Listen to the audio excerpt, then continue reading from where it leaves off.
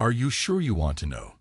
I woke with a sudden jolt, heart pounding, sweat clinging to my forehead. That sense, like someone else was there, breathing next to me in the dark. I reached out, expecting the comforting warmth of my wife's body. My fingertips grazed only cold sheets. She was gone. Again. I couldn't move at first. Couldn't speak. Couldn't figure out when it all started to slip. Maybe it had been slipping for years, like a slow leak you barely notice. I lay there, staring at the gray rectangle of the ceiling, feeling my pulse in my ears. The clock ticked on the nightstand, each second loud as a hammer blow. I felt the weight of emptiness in the bed, creeping through my veins. Why is she gone? Because she can be. Because I'm nobody to stop her. I forced myself up, my legs sliding over the edge of the mattress. My mouth was dry, and the air felt thick. I wanted to believe she was just in the other room, maybe rummaging for something, maybe making coffee, some normal reason. But deep down I knew. I had known for a while. I got dressed on autopilot. Jeans, a shirt from yesterday, shoes that needed dusting off. I went to the bathroom mirror. My own eyes looked back at me, eyes that once seemed alive, now hollow. I didn't like the man who stared at me.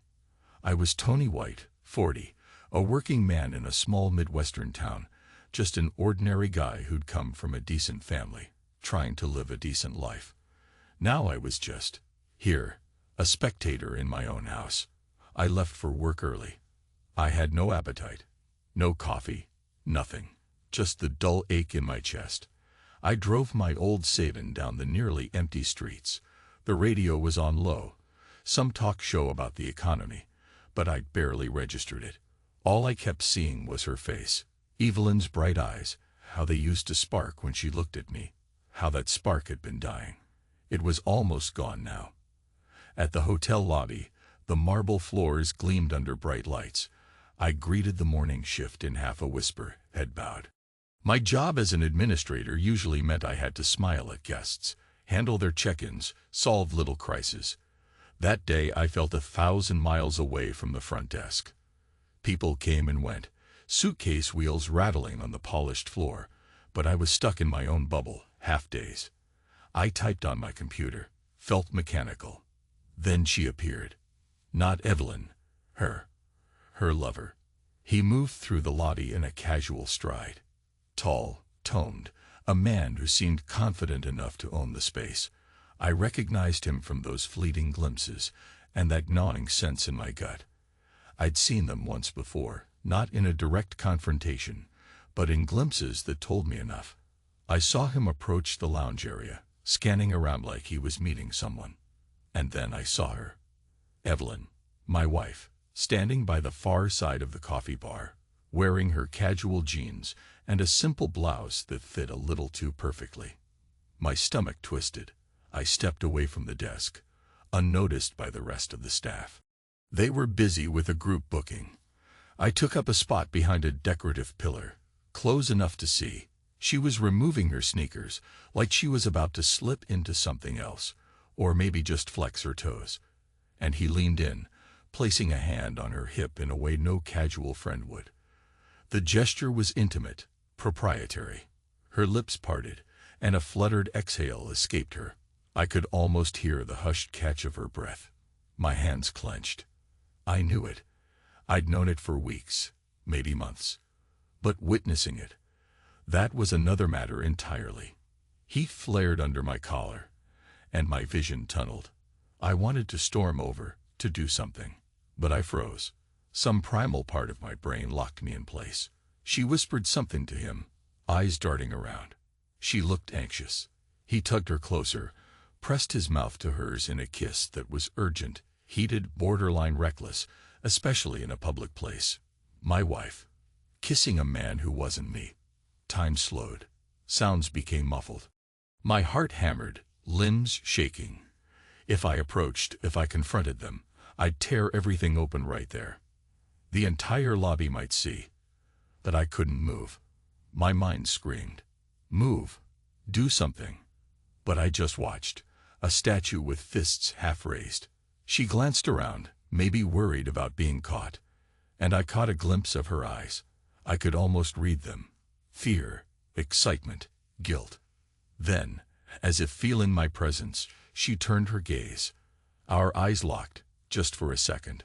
Or maybe it was my imagination. Because the next moment, she was looking away again, letting him guide her to a side corridor. My heart was pounding so hard it hurt. I stood there, pinned by my own disbelief.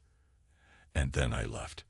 I walked out of the hotel's side exit, inhaling the crisp morning air.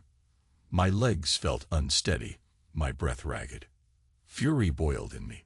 The image of that kiss repeated itself, looping. I felt like a coward. I felt like a failure. I felt everything, and nothing at once. That evening, I got home early. I wanted to confront her, to find some logic in the madness. My pulse raced as I pulled into the driveway of our small house. The living room lights were on. Her car was parked outside. So she was home.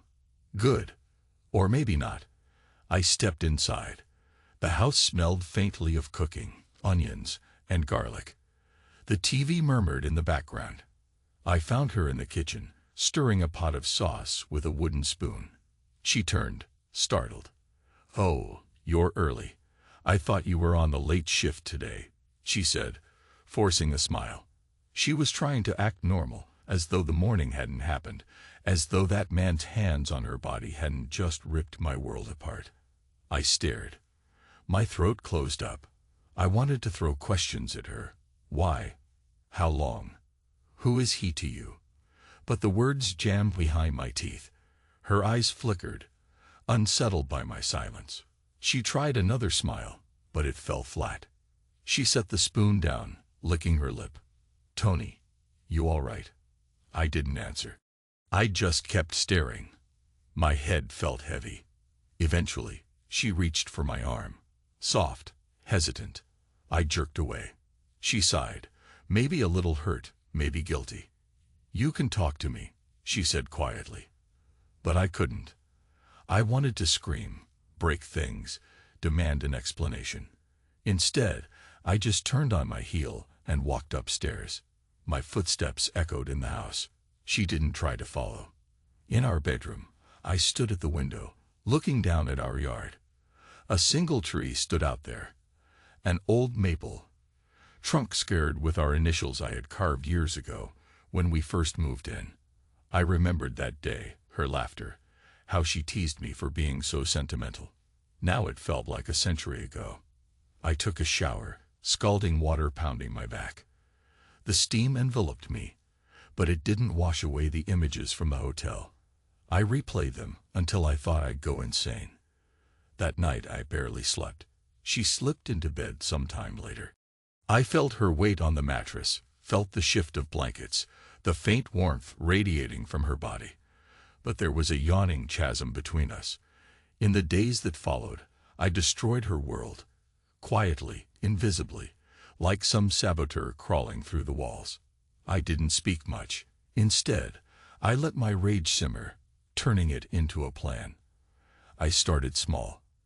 The first thing I did was go out to the yard late one night. Moonlight lit that old maple tree. Our initials, TW plus EWI, took a lighter and a small can of lighter fluid. My hands shook, but I did it anyway.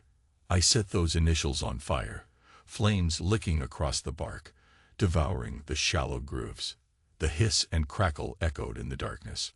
I watched it burn, the smell of smoke mixing with my adrenaline. The faint glow lit my face. I felt nothing but a grim satisfaction. After that, I collected every letter she ever wrote me. We used to leave each other notes in the early days of our marriage, little scraps of paper professing love or making jokes. I kept them all in a dusty box. In my silent fury, I read them again, one by one. Her swirling handwriting, her playful doodles. Then I stacked them away, not answering her new attempts to speak or to patch things up. Let her wonder. Let her think I'd lost my mind. Time blurred. I didn't share meals with her anymore. She looked at me with worry, sometimes with tears. But I gave no comfort. My only words were mundane. past the salt. I'm going out. Don't wait up. She tried to reach out physically once, grabbed my shirt, tears shining in her eyes, and pleaded, "Talk to me, Tony. Please." But I slipped away, expression flat. I was hollow, but inside that hollow space, a bonfire rage. I wanted her to feel the emptiness she had carved in me. At work, the tension was worse. I kept noticing how she arrived at the hotel, sometimes in the morning or at lunchtime, meeting him. So casual, like it was normal. I refused to watch them anymore. If I happened to see them, I turned the other way. I seethed in silence. My coworkers noticed I was off, but none pried. They saw something in my eyes, maybe, a vacancy. Then one afternoon, I found a small note on my desk. The handwriting was jagged, almost threatening. It read, "I am his hands, and I won't touch you again." No signature, no name. But I knew. It was from him, Jake, the lover. He wanted to declare something. Maybe a warning. Maybe pity. Maybe a twisted apology. I studied that piece of paper, turning it over, trying to decode some meaning. I am his hands. Whose hands? Some cryptic nonsense about him being a tool of someone else's will. I felt the urge to crumple it and toss it away. But I didn't. I slipped it into my wallet, heart pounding. That evening, Evelyn tried once more to talk. She cornered me in the living room. The lamp cast a soft, flickering glow on her face, revealing the lines of stress under her eyes. She parted her lips to speak, but I spoke first, breaking my long silence. "No, stop," I said. My voice sounded cold, foreign to my own ears. She stiffened. "Tony, just don't." I saw everything. Everything. Her eyes widened, tears threatening. "It's not what you think. Don't lie." She choked on a sob. "He's not. You don't understand." "No," I said, my hands trembling.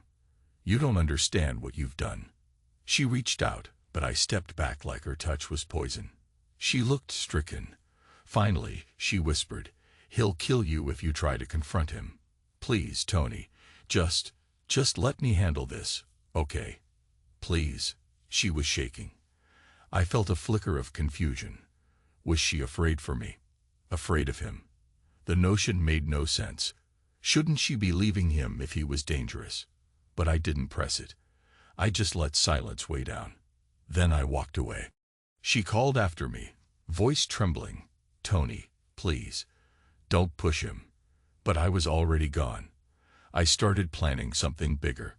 Quiet sabotage no longer satisfied me. I found her phone one evening when she was in the shower. I knew her passcode. Our anniversary date. Ironic, really. I dug through her messages. I saw the texts. "Miss you. Can't wait to see you. I'll come by the hotel lounge." All these confessions of longing and stolen desire. My blood boiled. I took screenshots, saved them to a drive. Then an idea formed. Over the next days, I compiled everything. Her texts, their pictures, the emotional confessions, the "I love you," "wish you were here," the ephemeral evidence of her disloyalty. I created a folder on my laptop. Then one night when she was out, maybe with him, who knows, I printed them. I printed them all. It was a stack of papers. I held them in my hands, feeling the weight of her secrets. My mind raced. And in that moment, I knew exactly what to do. She once said her biggest fear was public humiliation. She was a private person, an artist, a designer. Reputation mattered. So I would strip that away. Late that night, I walked through the quiet streets with a plastic bag full of her messages. My footsteps on the pavement echoed. Under each street lamp, I glued or pinned a page. Some corners, I plastered multiple. I hammered them onto telephone poles, stapled them outside local shops, where people would see them, read the lines, see the photos. A silent, vengeful campaign. My heart pounded with each page I put up, adrenaline fueling me. If somebody saw me, they said nothing. "This town sleeps early." I was methodical. The bar, the grocery store, the bus stop near the old library, every place where people gather. By the time I ran out of pages, my anger felt less like a forest fire and more like a steady burn. I looked around at the quiet streets, thinking, you wanted to keep this a secret. Now everyone will know. I went home as dawn broke, slipping inside like a thief. I felt no remorse, not then. Only the faint sense of triumph. I collapsed on the couch, fully clothed, and drifted into a restless sleep. She left the house that morning, probably for errands, probably to meet him again. I don't know. I just know that when she returned in the afternoon, she looked like a ghost had touched her. She stood in the doorway, eyes wild, hair disheveled, face pale. I was in the living room, pretending to read the paper, though I wasn't absorbing a word. She stumbled in, clutching one of the pages I'd pinned, her own text conversation with him. She could barely speak, voice broken. Tony. Oh God, what did you do? I didn't respond. Her eyes brimmed with disbelief and horror, scanning me like she didn't recognize me at all. Her cheeks burned with a flush of shame. She looked ready to collapse. You posted them. All of them. Out there. She whispered, tears threatening. Why? Why would you do this to me? I let the newspaper fall to my lap. I looked her in the eye, letting her see the emptiness behind mine. The only words I managed were, because you destroyed me first. She stifled a cry. The page crumpled in her hand. Then her phone started buzzing. A torrent of messages, calls. Probably friends, family, clients. Everyone seeing her personal confessions. She pressed her trembling lips together and dashed upstairs, tears streaming down her cheeks. I just listened to the sound of her footsteps thudding above me, the muffled sobs. I felt a dark satisfaction. Yet somewhere deep, there was also a pang of sadness. But I buried that. She'd chosen to break the vow we had. I was just returning the favor. The next morning, I found another note. Same jagged handwriting, but with a more urgent tone. Stop. You have no idea what I can do. No signature. I had no illusions about who wrote it. Jake was threatening me, presumably. Part of me wanted to confront him, to hear him say it to my face. Another part wanted nothing but to keep hurting them both from the shadows. Days passed in a blur of tension. Evelyn received mail, phone calls, texts, some hateful, some curious, some mocking. The entire small town buzzed with the scandal. Our house turned silent as the grave. She tried again and again to talk, to explain, or maybe to beg for mercy, but I shut her down every time. One evening, she cornered me in the kitchen. She looked desperate, eyes ringed with exhaustion. Tony, please listen, she said, voice shaking. What happened with Jake? It was a mistake. He's not who you think he is. You're going to get hurt if... I cut her off. What about me, Evelyn? Didn't you think I'd be hurt? Didn't you care? Of course Tony, I never wanted this to happen. I was just so... alone. And she swallowed hard. We stopped being close. You froze me out ages ago. I gave a short laugh, bitter. Funny how you blame me. But you never said a word. She inhaled shakily, tears gathering again. I tried. You were so distant. I felt like I was married to a ghost. Then Jake, he gave me attention. He listened. I know it's no excuse, but I held up a hand. My throat felt tight. I saw you, Evelyn, in the hotel. You were kissing him like I didn't exist. She closed her eyes. A tear slid down her cheek. She was trembling. Then she whispered the words that haunted me for days. I know, and I'm sorry, but you must believe me. Jake is dangerous. I tried to break it off. He threatened me. I was afraid. I am afraid. I didn't know what to do. I wanted to ask questions, but I locked my jaw. Part of me believed her, part of me didn't. She reached for my hand. This time I didn't pull away as fast. She took that as a sign. "Please," she said, "don't do anything reckless. Don't try to confront him. He's not stable. I've seen it." Her voice shook. "I don't want to lose you." Lose me? She already had. But something in her tone made me pause. Then I jerked my hand free.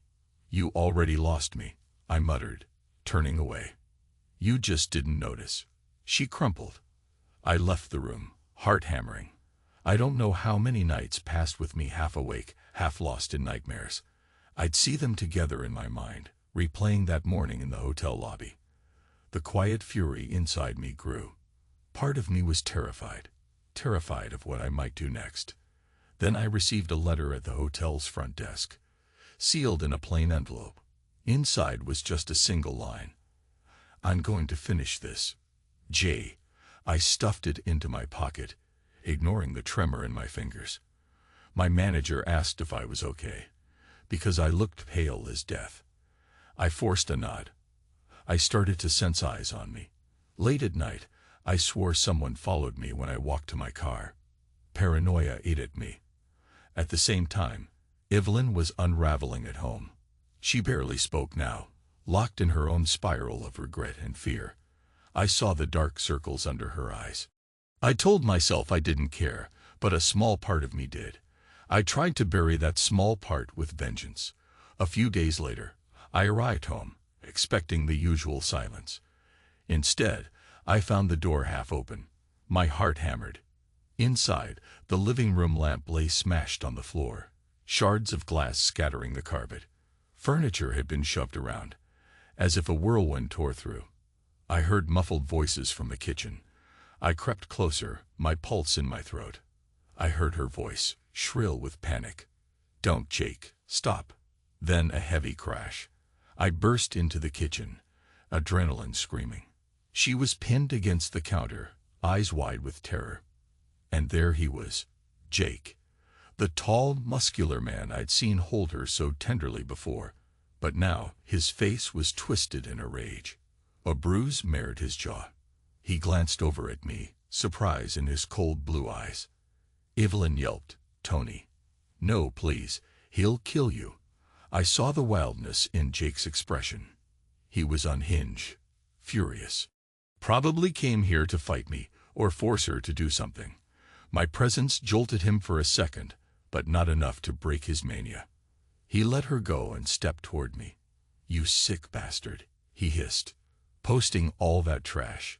You ruined her name. You think you're so righteous. You want to settle this, do it now." My mouth went dry. I noticed a flash of metal in his hand, a folding knife, half open. My fists clenched at my sides. Evelyn cried out, "Don't. Please." She tried to grab his arm, but he shoved her aside. She stumbled, hitting the counter with a wince. I stared at him, at the shaking knife in his grip. For a moment, I thought he might lunge. I braced myself, heart pounding out of my chest. Everything slowed. I heard my own ragged breathing, felt the sweat on my brow. A moment of frozen tension. "Go ahead," I said. My voice was low, trembling with adrenaline. "Finish it." He glared at me, jaw tight. The next few seconds felt like an hour. Then something flickered in his eyes. Uncertainty, maybe. Fear. He spat at my feet, growled, "You're not worth a murder charge." He flipped the knife closed with a snap and stormed out. Crashed into the living room furniture. Then the front door slammed with a thunderous echo. Silence. She sank to the floor, hugging her knees, sobbing. I stood there, chest heaving, my mind reeling with what almost happened. Then I noticed a note on the table, scribbled in the same jagged handwriting. "Stay out of my way, or next time I won't be so patient." I crumpled it in my fist, adrenaline still surging. Evelyn kept crying, trembling. For a moment, I just looked at her. Her face was tear-streaked, eyes swollen. She was more broken than I'd ever seen her. She wasn't the glamorous, creative woman I married, nor the cunning adulteress sneaking around behind my back. She was just a terrified human. And in my fury, I had destroyed her life. And now it threatened to consume us both. I wanted to hate her. And I did. But I felt something else, too. A hollow pang of pity or sorrow or regret for what we once had. I swallowed hard. I bent down, offered her my hand. She looked at it with surprise, then slowly took it, letting me help her up. She trembled so badly she could barely stand. We ended up sitting on the kitchen floor together. Among the broken pieces of our marriage, the chaos in the house. She tried to speak, but words failed her. Eventually, I put a hand on her shoulder. She buried her face in my shirt, muffling sobs. I didn't know how to comfort her, and I couldn't bring myself to hold her close. So we just stayed there, broken in the same room, separated by the ruins. For a while, we lived in uneasy tension. She avoided going out during the day, afraid Jake might appear. I replaced the broken lamp, tried to fix some of the furniture. I slept in the guest room. We barely spoke, but the house felt thick with unspoken truths. She left me letters, ironically. Slipped them under my door, pleading letters, apologizing, describing her fear, her confusion, what Jake had become to her. An obsession she regretted, a mistake that turned dangerous. I read them, folded them up, and said nothing. I just kept working, silent, waiting for the next blow to fall. And it did. In a way. One afternoon, I found another message from Jake on my car windshield. I won't touch her again, but you'll pay for what you did. That was all. I realized then that his anger had turned fully on me. My sabotage had triggered something far more dangerous. Evelyn tried to reason with me, said we should leave town, or call the police, or do something. I told her the cops would do nothing about it, unless we had proof of a real threat. She fell silent, fear in her eyes. We were cornered, and this was my fault as much as hers. I received her final letter on a Thursday. She slid it under the door. This time, curiosity got the best of me, so I opened it right away. Tony, I know you can never forgive me. I'm sorry for what I did. Every time I see your face, I see what I've broken. I wish I could change it. If you want me out of this house, just say so. I'll go. I can't bear to watch you suffer anymore, and I can't bear to think I'm putting you in danger. I'm going to the city for a couple days to sort out my next steps. This is goodbye if you want it to be. I'm so sorry. Evelyn. I felt a weight in my chest. Anger, sadness, regret, all swirling. She was leaving. Maybe that was best. But an ache formed in my throat. A part of me wanted to say, wait. A part wanted to say, go to hell. In the end, I said nothing. When she slipped out that evening, I just watched from the window. Her figure disappeared down the driveway, carrying a duffel bag. That was it. I sank onto the couch, head in my hands. That was how my marriage ended, wordlessly, with shadows and regrets. Yet the story wasn't finished. I still had an unfinished score with Jake, apparently. I found another note, pinned to my front door the very next morning. You humiliated her. I told you I wouldn't touch her again, but I'll deal with soon. Watch your back. So I waited. Day after day, I waited for him to make his move. My nerves were frayed, my mind restless. I hardly slept, dozing in front of the TV with a baseball bat by my side. If he wanted a confrontation, I was ready. I had nothing left to lose. Eventually, I realized Evelyn wasn't coming back. No messages, no calls. She probably found a motel, or she was staying with a friend. Maybe she was too ashamed. Maybe she hated me for what I'd done. Fair enough. I turned my energy toward waiting for Jake to strike. He never did. Days turned into a week. A week became 2. The adrenaline in me started to fade into a dull exhaustion. I walked through an empty house, rooms echoing with memories. I saw the tree outside, charred scars where our initials used to be. The house felt like a tomb, ghosts lingering in every corner. And eventually, I realized she wasn't the only one who was gone. The man I used to be was gone, too. One afternoon, a coworker approached me at the hotel, awkwardly asked if I was doing okay. I just shrugged. They told me they'd seen some suspicious guy lurking around the parking lot a few times, possibly Jake. My pulse spiked. But he never approached me, never caused trouble. Just watched, apparently. A silent threat. All this time, I replayed those final words she said. He'll kill you. Over and over. I thought, if he wants to kill me, let him try. That was my mindset, twisted as it was. Late one night, after my shift, I walked to my car in near darkness. A single streetlight flickered overhead. My footsteps echoed in the empty lot. I was alone. The hairs on my neck stood on end. I turned. And there he was, stepping out of the shadows. Tension crackled in the air. He stared at me, fists clenched. I braced myself. He didn't have a knife this time. At least not visible. I expected him to charge, but he didn't.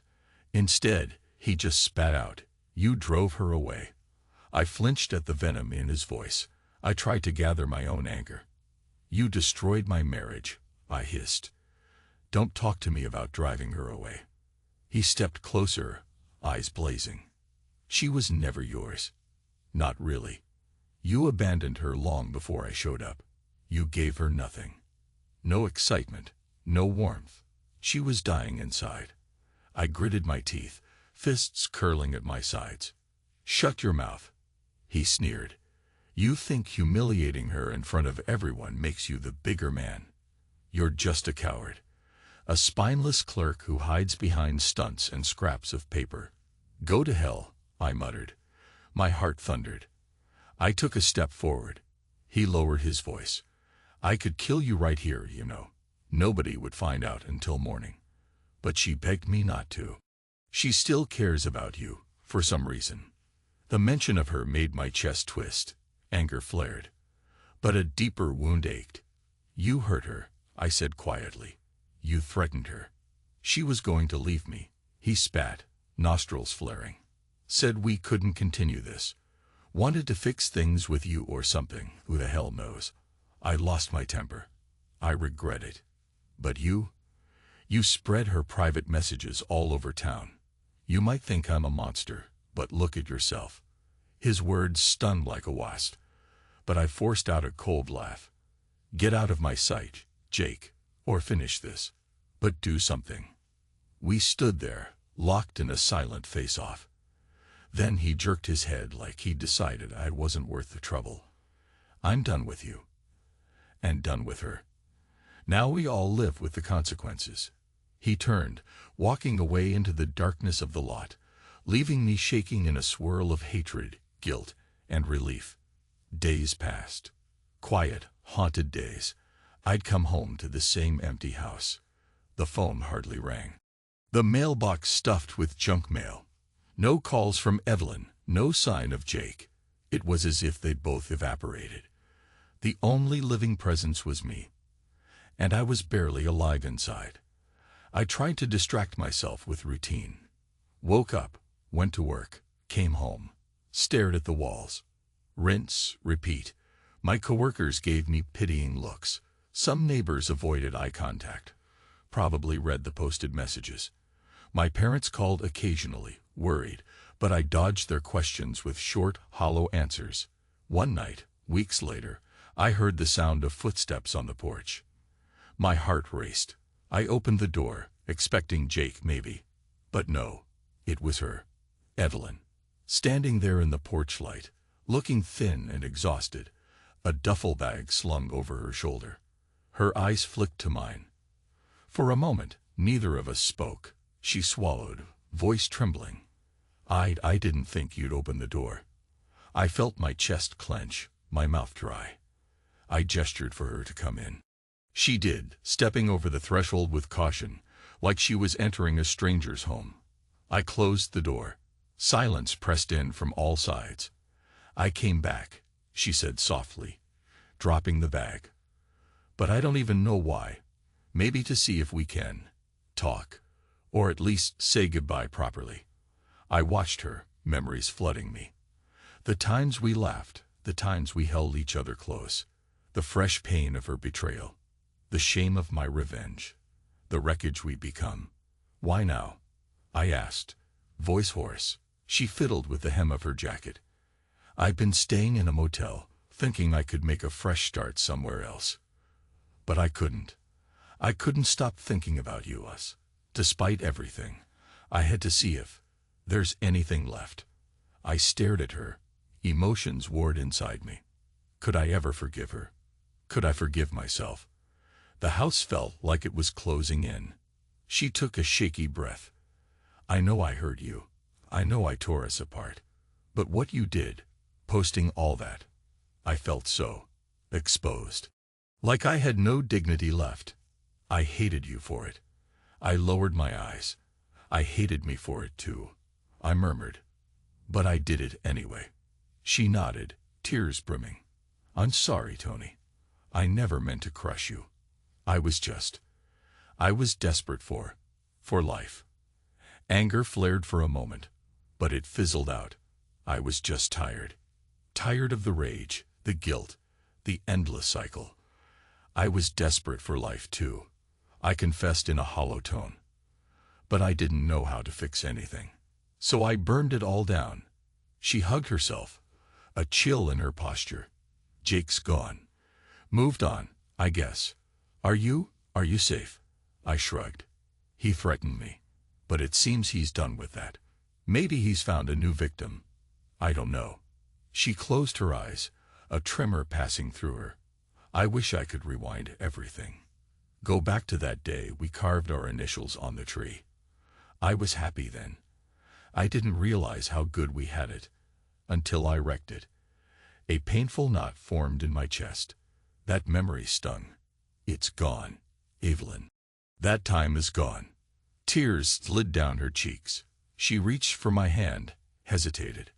I let her take it this time, though my heart pounded. Her fingers felt cold. I'm not asking for forgiveness, she whispered. I just want you to know. I did love you. Maybe I still do. I bowed my head. Her words sank in, but I didn't know what to do with them. There was a part of me that wanted to gather her up, to hold her, to cling to that old dream we once had. Another part wanted to lash out, to remind her what she cost me. But in the end, I just stood there, letting her hold my hand as tears wet her lashes. We drifted to the living room.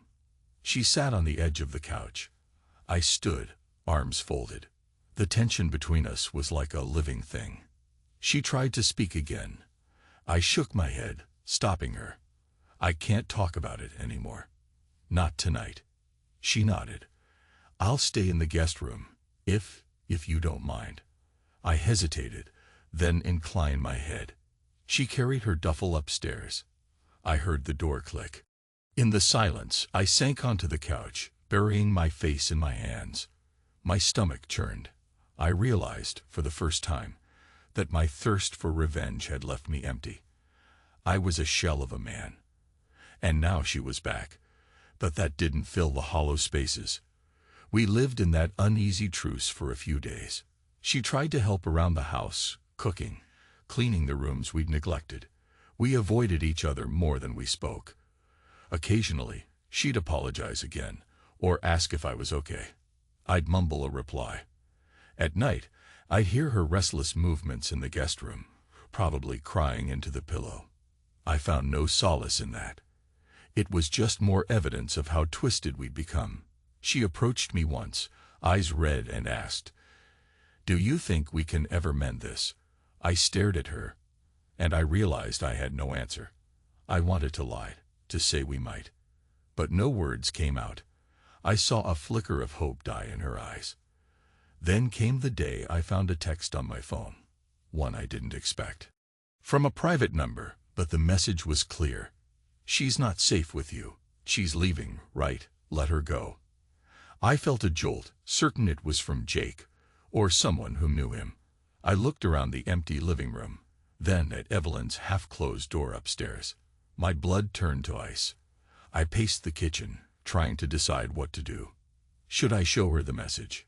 Should I dismiss it as another empty threat? I was so tired of this game. Finally, I confronted her. I stepped into the guest room, the door wide open. She was there, sitting on the bed, folding clothes. She looked up, startled. "Tony?" I held my phone out. She read the text. Her face paled. "He won't give up, will he?" she whispered, fear returning to her eyes. I said nothing, just studied her reaction. She pressed her lips together, tears threatening to spill again.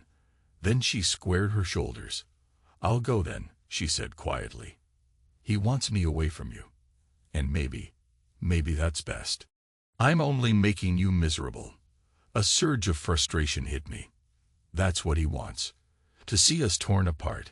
She gave a sad little laugh. "Aren't we already?" We locked eyes. She was right. Our relationship lay in ruins, and neither of us knew how to rebuild it. She packed her clothes. I leaned on the doorframe, struggling with a whirlwind of emotions.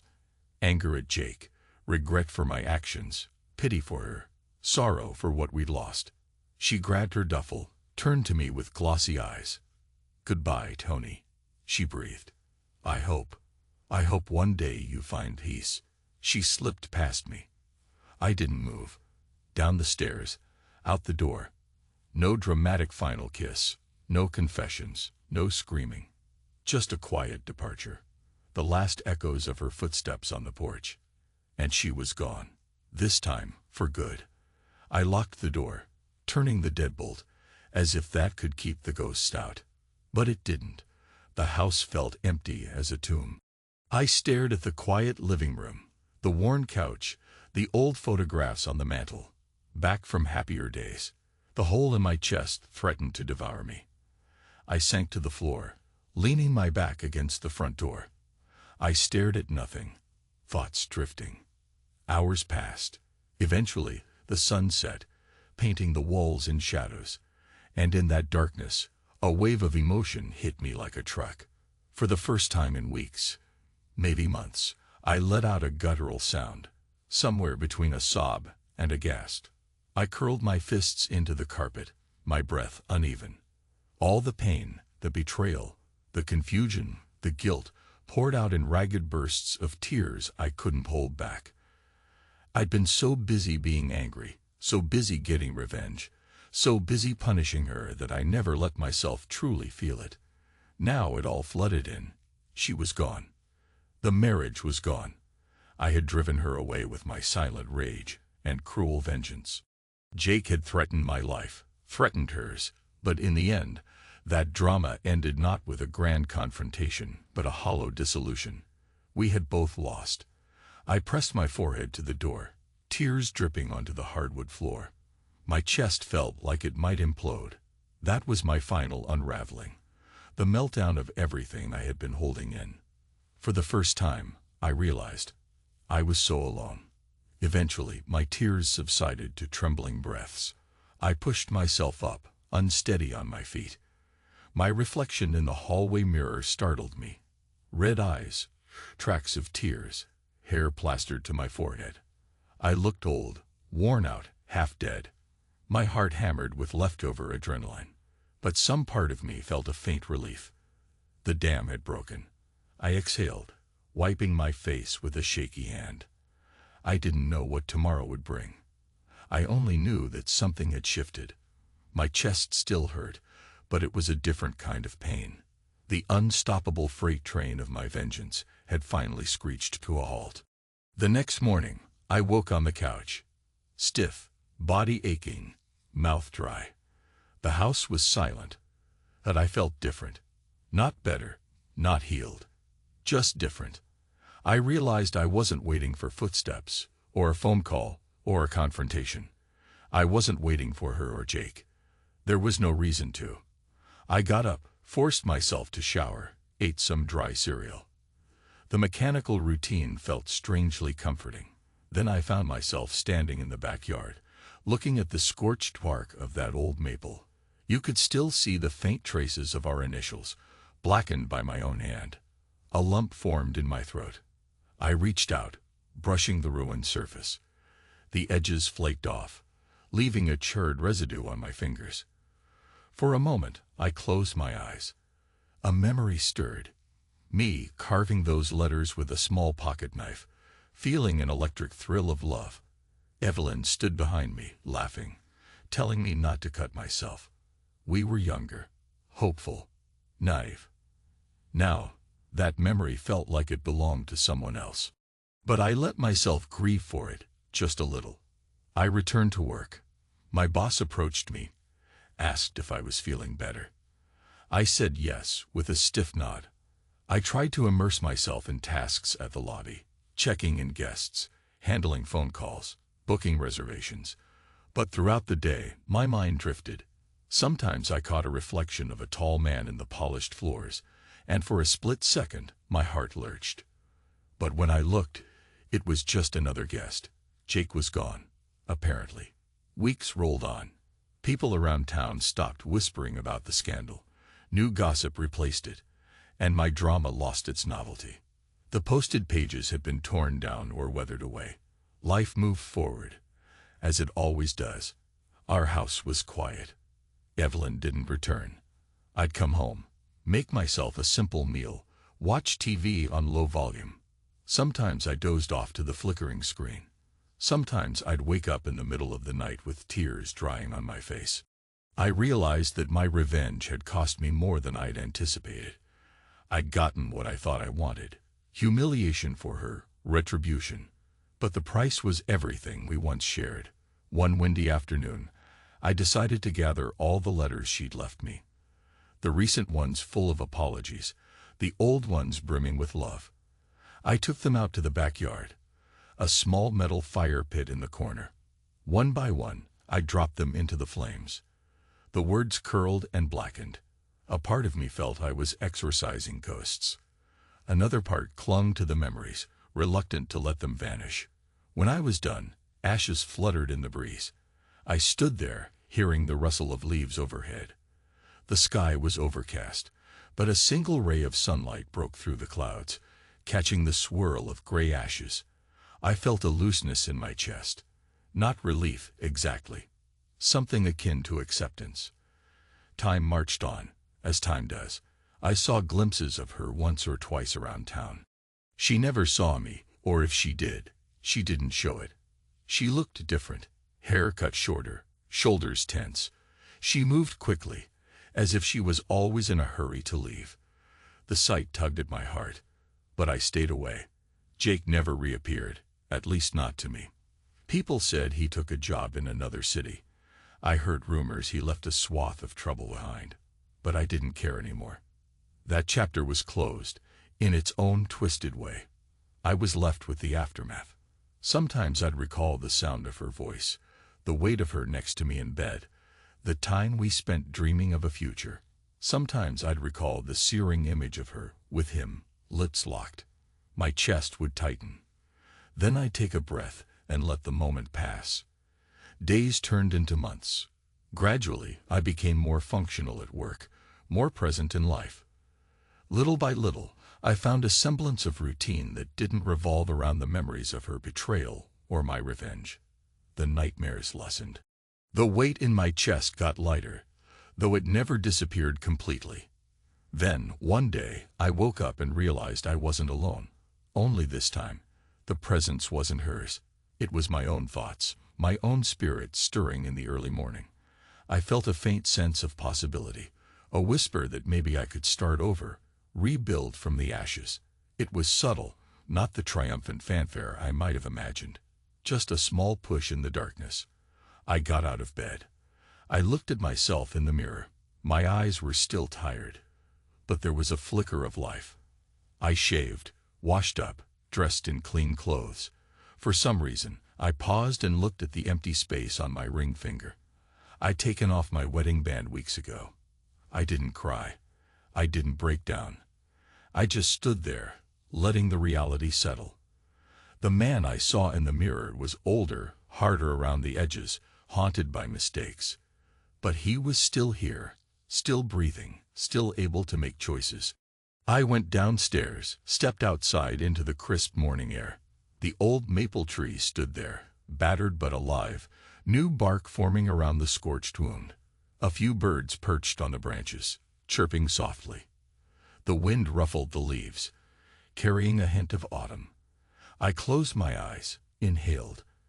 For the first time in a long while, I felt a faint stirring of acceptance. I'd lost so much. I'd caused so much damage. But the world went on, and I was part of it. The day lay open before me, full of ordinary tasks, but also possibilities. Maybe I'd never repair everything. Maybe I'd never see her again. Maybe I would. But that morning, I felt something like resolution, the sense that I could stand again on my own 2 feet, even with the scars. I exhaled, the crisp air filling my lungs, the sunlight warming my face, and for a moment, just a moment, I felt I was back in my own body. Present, alive. And that was enough.